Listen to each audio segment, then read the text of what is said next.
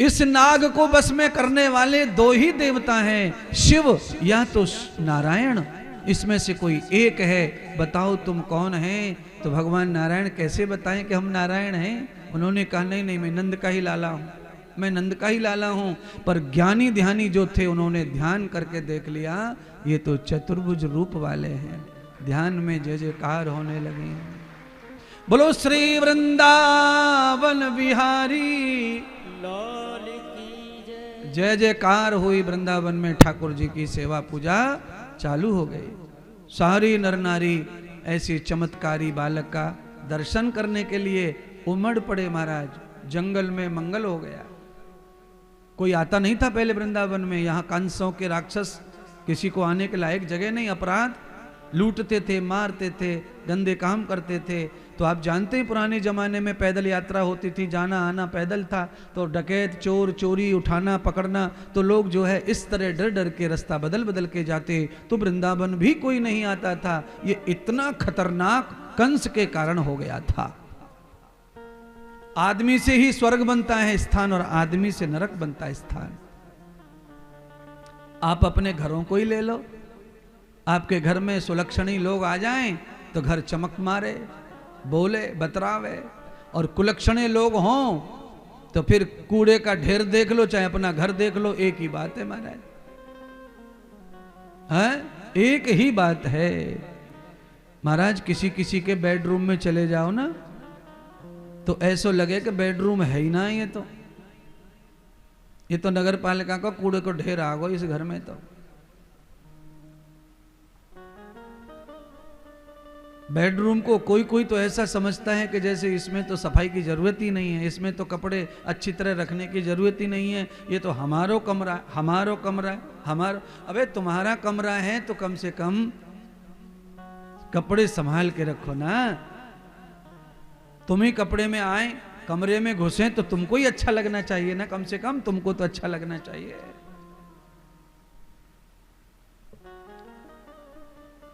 किसी भी गुप्त स्थान घर में कोई जगह है आपकी, उसको भी बहुत बढ़िया रखना चाहिए। क्यों?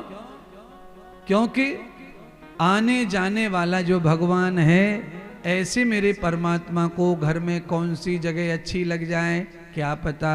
इसीलिए घर में हर जगह को हर रोज संवारना चाहिए, संभालना चाहिए। देखिए हमारी तरह जो कोई कोई खुले बाल रखती माताएं बहनें, तो दिन भर हाथ उनका बालों पे जाता है। जैसे मेरा कथा में आप देख रहे हैं कितनी बार बालों पे हाथ जाता है। अब मुझे दिख तो नहीं रहे बाल, आंखों से तो दिखते नहीं है कि क्या सही क्या कर, पर हाथ बालों पे बार बार जाता है। मैं ये कहता हूं अंदर ही अंदर कि बाल मेरे खराब नहीं दिखने चाहिए, अच्छे दिखने चाहिए, अच्छे दिखने चाहिए। ऐसे ही माताएं बहनें भी यही सोचती हैं। तो हम जिस तरह खुले बालों की केयर करते हैं, उसी तरह हमें अपने खुले घर की भी देखभाल करनी चाहिए।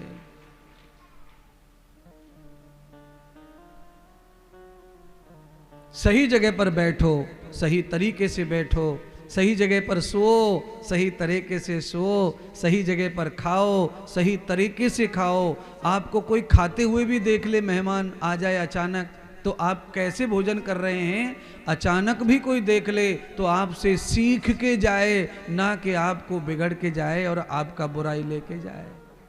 कुछ लोग बहुत बुरी तरह खाना खाते महाराज हैं। कैसे खाते बताओ? टीवी चल रही है, चलाओ टीवी खाने के समय।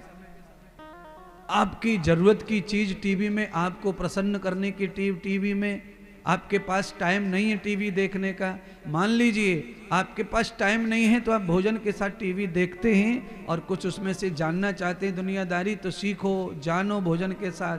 पर आपका आसन उचित होना चाहिए। बढ़िया आसन पे बैठ के, सीधा कमर करके, रीढ़ की हड्डी सीधी करके, गर्दन सीधी करके भोजन खाओ। गर्दन जितनी सीधी करके भोजन खाएंगे, अन्न नलिका उतनी ही ज्यादा आपके भोजन को सरलता से पाचन की ओर पहुंचाती है। कुछ लोग टीवी देख रहे हैं, सोफा पे गर्दन अड़ा ली है, आधे लेटे आधे बैठे, छाती पे धर रखी है प्लेट और चबा रहे, छाती पे धर के यूं खामे। नहीं कि मैं बताए दूं लोट के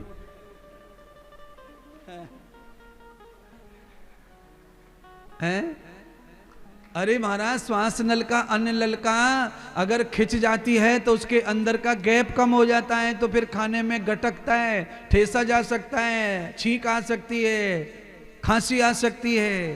तो सीधा बैठ के जान दो, टनाटन टकाटक ढकाढक, और टीवी देखो, सुनो जो सुनना है। जिनके पास टाइम नहीं है टीवी देखने के लिए, उनको आजादी भोजन में है। जिनके पास टाइम ही टाइम है, वो भोजन के समय कुछ मत देखो टीवी भी। पर जिन पे टाइम ही नहीं है, टाइम ही फिक्स है, मिनट टू मिनट बटा हुआ है, तो उनको भोजन के समय ये काम मौन रूप से कर लेना चाहिए। नेत्रों से आपको दुनियादारी के बारे में कोई न्यूज़ समाचार जानना है जो जरूरी है, वो आप सुनो, चलेगा, कोई बात नहीं है। पर शरीर का स्वास्थ्य का ध्यान रखते हुए भगवान की जय जयकार हो रही है। सब लोग भगवान के दर्शन को पधारे। साथ में कहा गया भागवत में कि सारे जगत के लोग आने लगे महाराज। सारा ब्रजमंडल टूट पड़ा वृंदावन की ओर। वृंदावन में मंगल ही मंगल होने लगे। कंस के सभी राक्षसों को विदाई भगवान ने दे ही दी थी, इसीलिए वृंदावन निर्मल स्वच्छ हो गया। रहने वाले मथुरा के वृंदावन के संत महात्मा भी भगवान के इस कार्य से बड़े प्रसन्न हुए।